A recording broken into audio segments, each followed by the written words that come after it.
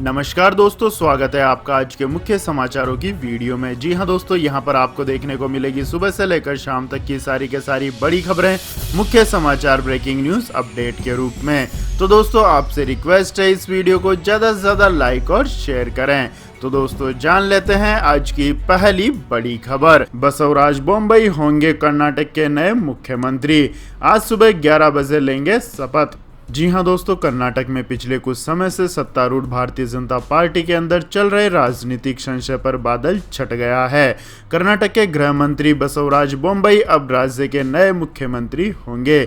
BJP विधायक दल की बैठक के दौरान बीएस येदियुरप्पा ने बसवराज के नाम पर प्रस्ताव रखा, जिसे स्वीकार कर लिया गया। बसवराज आज सुबह 11 बजे सीएम पद की शपथ लेंगे।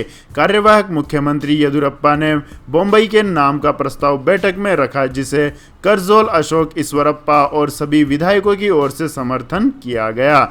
बाद में केंद्रीय मंत्री धर्मेंद्र प्रधान ने बसवराज बोम्मई के नाम का ऐलान किया। कर्नाटक बीजेपी नेता के सुधाकर ने कहा कि यह फैसला सभी विधायकों ने सर्वसम्मति से लिया है। उन्हें पार्टी से ही नहीं, पार्टी के बाहर से भी सम्मान मिला है।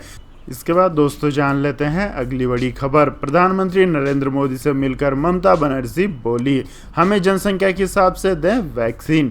जी हां दोस्तों, संसद में सत्ता पक्ष और विपक्ष में मचे घमासान के बीच पश्चिम बंगाल की मुख्यमंत्री ममता बनर्जी ने मंगलवार को यहां प्रधानमंत्री नरेंद्र मोदी से मुलाकात की। सोमवार शाम को राजधानी पहुंची ममता बनर्जी ने पूर्व निर्धारित कार्यक्रम के अनुसार मंगलवार शाम 4 बजे प्रधानमंत्री से उनके आवास पर मुलाकात की।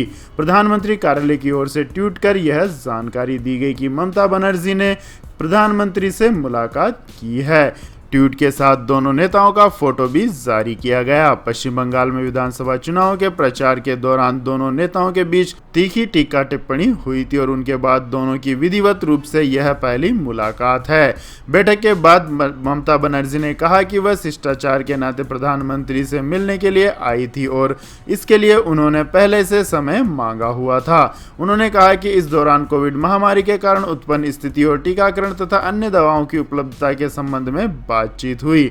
मुख्यमंत्री ने बातचीत में राज्य का नाम बदलने से संबंधित विषय पर भी बात की। ममता बनर्जी ने कहा कि सरकार को पेगासस मुद्दे पर सभी दलों की बैठक बुलानी चाहिए और इस मामले की उच्चतम न्यायालय की निगरानी में जांच की जानी चाहिए। तृणमूल नेता ने इससे पहले कांग्रेस नेता कमलनाथ से भी मुलाकात की। उनका विपक्ष के कुछ अन्य नेताओं से भी मुलाकात का कार्यक्रम है। इसके बाद दोस्तों, जान लेते हैं अगली खबर। केजरीवाल सरकार के इस मंत्री ने किया ऐलान, दिल्ली में अगले 5 साल तक नहीं बढ़ेंगी बिजली की दरें। जी हां दोस्तों, गोवा में सोमवार को बिजली को लेकर गोवा के ऊर्जा मंत्री और दिल्ली के ऊर्जा मंत्री के बीच जोरदार बहस हुई। दिल्ली के बिजली मंत्री सत्येंद्र जैन और गोवा के ऊर्जा मंत्री नीलेश केबराल के बीच हुई बहस में एक बड़ी बात निकलकर सामने आई है।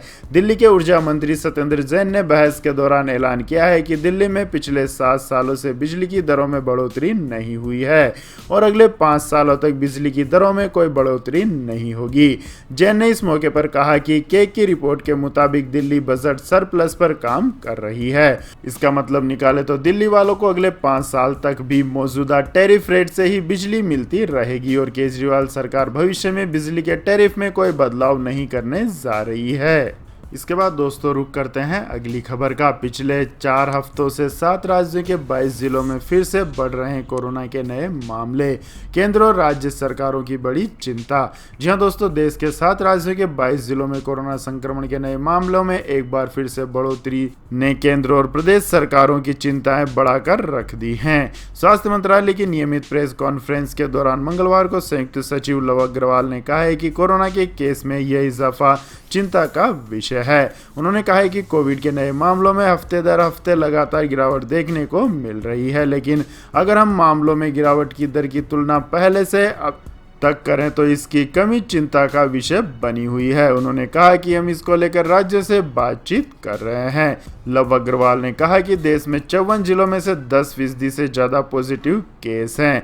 पूरे विश्व में भी कोविड केस में एक बार फिर से वृद्धि देखी जा रही है, जो कि चिंता की बात है।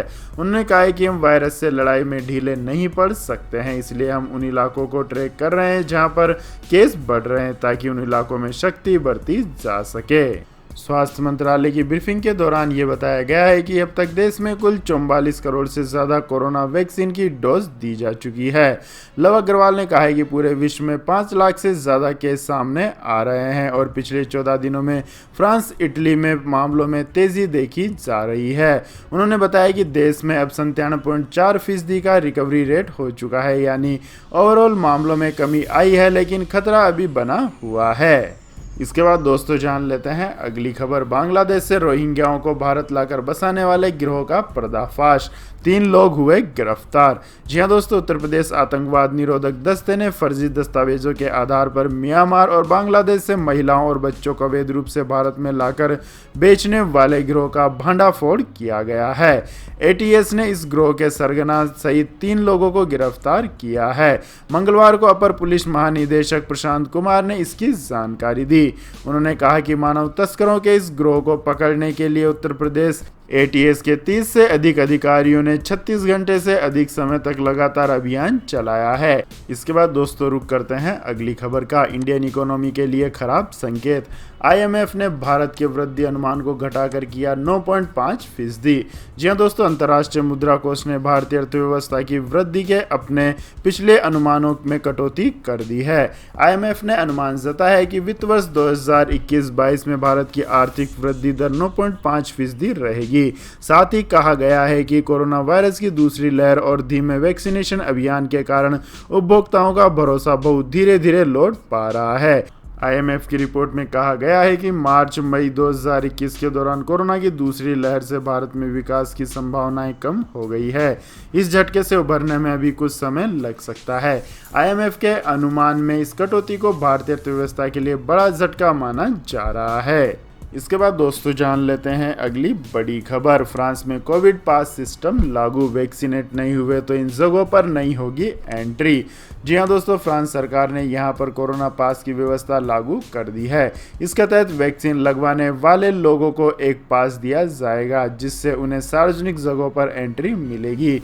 यह नियम फिलहाल केवल वयस्कों पर लागू होगा। 30 सितंबर से यह 12 साल से अधिक उम्र के बच्चों पर भी लागू होगा। नए कानूनों के खिलाफ बड़े पैमाने पर विरोध प्रदर्शन के बीच दोनों सदनों ने इसे मंजूरी दी है। कई लोगों का मानना है कि नए नियम नागरिक स्वतंत्रता का उल्लंघन है। आपको बता दें दोस्तों, फ्रांस के राष्ट्रपति इमैनुअल मैक्रों ने पिछले हफ्ते आदेश दिया था कि हेल्थ जो वैक्सीनेशन या नेगेटिव टेस्ट का सबूत है किसी भी सार्वजनिक स्थान जैसे कि सिनेमाघर, नाइट क्लब या ट्रेन और विमान में सफर करने के लिए आवश्यक होगा। आपको बता दें कि हेल्थ पास डिजिटल या कागज के रूप में हो सकता है। इसके बाद दोस्तों जान लेते हैं अगली खबर। अब संडे को भी अकाउंट में आएगी सैलरी, बैंक हॉलीडे रहने पर भी नो टेंशन। जी हां दोस्तों, अगर सुनने को मिलता है कि आज सैलरी मिलने वाली थी लेकिन संडे होने की वजह से नहीं आएगी।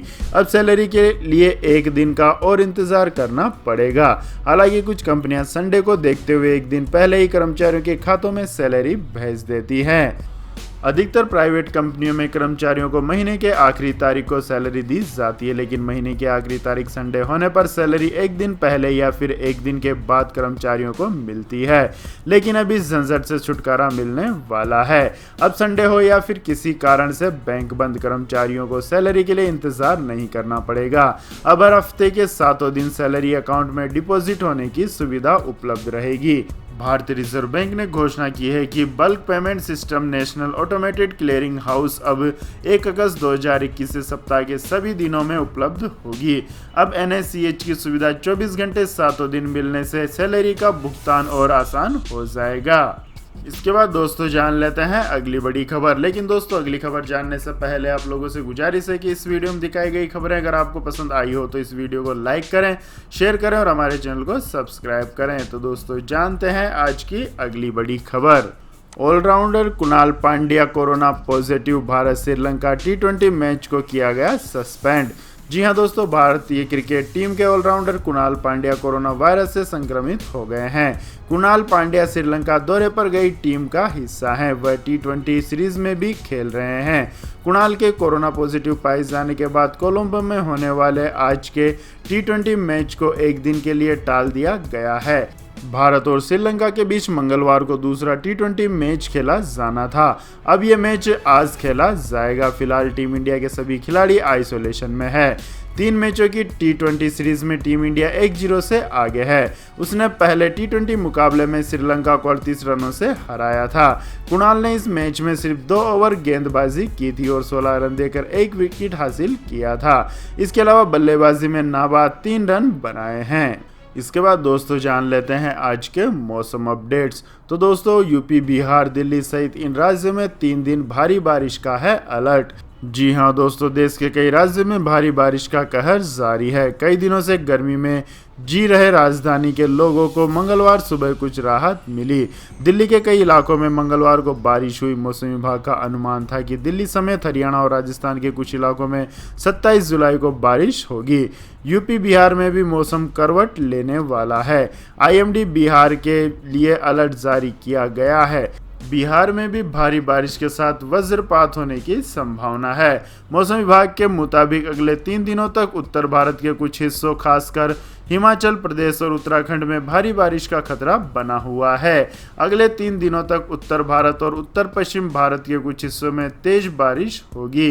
दिल्ली, हिमाचल प्रदेश, उत्तराखंड, जम्मू कश्मीर, पंजाब, हरियाणा, चंडीगढ़ और उत्तर प्रदेश में मंगलवार से गुरुवार तक छिटपुट बारिश और गरज के साथ छींटे पड़ने की संभावना है।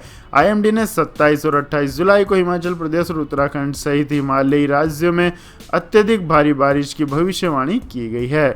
उत्तर पश्चिम उत्तर प्रदेश के कुछ हिस्सों में भी 27 जुलाई को इसी तरह की स्थिति देखी जा सकती है। दिल्ली, हिमाचल प्रदेश, उत्तराखंड, जम्मू कश्मीर, पंजाब, हरियाणा, चंडीगढ़ और उत्तर प्रदेश में मंगलवार से गुरुवार तक छिटपुट बारिश और गरज के साथ छींटे पड़ने की संभावना है। आईएमडी ने 27 और 28 जुलाई को हिमाचल प्रदेश और उत्तराखंड सहित हिमालयी राज्यों में अत्यधिक भारी बारिश की भविष्यवाणी की है। उत्तर पश्चिमी उत्तर प्रदेश के कुछ हिस्सों में भी 27 जुलाई को इसी तरह की स्थिति देखी जा सकती है। आईएमडी ने खराब मौसम के कारण हिमाचल प्रदेश, उत्तराखंड और पश्चिमी उत्तर प्रदेश में मंगलवार और बुधवार के लिए रेड अलर्ट जारी किया है। इसके बाद दोस्तों जान लेते हैं आज के सोने और चांदी के भाव। तो दोस्तों सोने और चांदी के भाव में आज गिरावट देखने को मिली है। एचडीएफसी सिक्योरिटीज के मुताबिक राष्ट्रीय राजधानी में सोने के दाम में 123 रुपये प्रति 10 ग्राम की कमी देखने को मिली। इससे शहर में सोने का दाम 46,505 रुपये प्रति 10 ग्राम पर आ गया है। इससे पिछले सत्र में हाजिर बाजार में सोने का भाव 46,628 रुपये प्रति 10 ग्राम पर रहा है। एचडीएफसी सिक्योरिटीज के मुताबिक अंतर्राष्ट्रीय स्तर पर मूल्यवान धातुओं की कीमत की वजह से सोने के दाम में कमी दर्ज की गई। बात करें दोस्तों चांदी की, तो चांदी की कीमत में 206 रुपये प्रति किलोग्राम की टूट देखने को मिली है। इससे शहर में चांदी की कीमत 65,710 रुपये प्रति किलोग्राम पर आ गई है, जो कि पिछले सत्र में 65,916 रुपये प्रति किलोग्राम था। इसके बाद दोस्तों जान लेते हैं अगली बड़ी खबर। आईआरसीटीसी दे रहा है 1,75,000 रुपये जीतने का मौका। बनाना होगा बस 1 मिनट का वीडियो। जी हां दोस्तों, अगर आपको भी घूमने फिरने का शौक है तो अब आपके लिए अच्छी खबर है। आईआरसीटीसी घूमने फिरने वालों को 1 लाख रुपए इनाम दे रहा है। इस 1 लाख रुपए को पाने के लिए आपको सिर्फ एक वीडियो बनाना है। आपको बता दें, व्लॉगर्स के लिए आईआरसीटीसी एक खास कंटेंट लेकर आया है, जिसके जरिए आपको ये इनाम मिल जाएगा। इस प्रतियोगिता में भाग लेने की आखिरी तारीख 31 अगस्त तक है। आईआरसीटीसी इस प्रतियोगिता को कोरोवर के साथ मिलकर आयोजित कर रहा है। आईआरसीटीसी ने इस बारे में ट्वीट करके जानकारी दी। आईआरसीटीसी ने अपने ऑफिशियल ट्विटर हैंडल पर लिखा है कि इस कॉन्टेस्ट में भाग लेने के लिए ब्लॉगर्स इंडियन रेलवे और उसके उत्पाद जैसे catering, tourism, air, chat boy और पर्यटन स्थलों जैसे कई टॉपिक्स पर वीडियो बनाकर देना है। तो यह थी दोस्तों आज की सभी महत्वपूर्ण बड़ी खबरें। और दोस्तों बारी आती है आज के माइंड क्विज क्वेश्चन की, जिसका जवाब देकर आप बन सकते हैं शानदार उपहार के विजेता। तो दोस्तों आज का सवाल है, भारत में सर्वाधिक नदियां किस राज्य में पाई जाती हैं? जी हां दोस्तों, अगर आपको इस सवाल का जवाब आता है तो तुरंत कमेंट सेक्शन में लिख दीजिए। इस वीडियो को लाइक कीजिए, शेयर कीजिए और हमारे चैनल को सब्सक्राइब करके बेल आइकन का बटन भी दबा लें। धन्यवाद। जय हिंद, जय भारत, वंदे मातरम।